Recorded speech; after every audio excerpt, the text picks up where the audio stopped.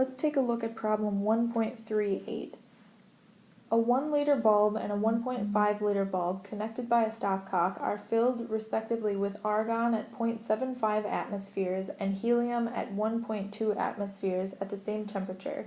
Calculate the total pressure, the partial pressures of each gas, and the mole fraction of each gas after the stopcock has been opened. Assume ideal gas behavior. So we first start off with the ideal gas law, and since the moles and temperature remain constant, we end up with the equation P1V1 equals P2V2, which can be applied to both gases. And we can rearrange that equation to P2 equals P1V1 over V2.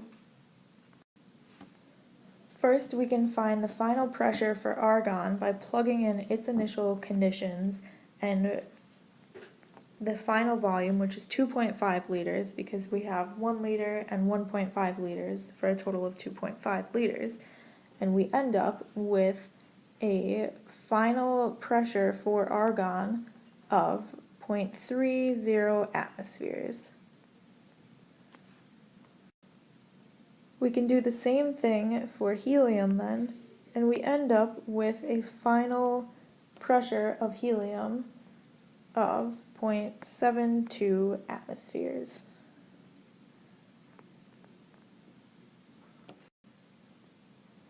We can then use the law of partial pressures to get the total pressure by adding the final pressure of argon and the final pressure of helium together to get a total pressure of 1.02 atmospheres. We can then find the mole fractions of each gas by putting their respective pressures over the total pressure. So for argon, we end up with a mole fraction of 0.29, and for helium, we end up with a mole fraction of 0.71. This should be 1.02, sorry about that.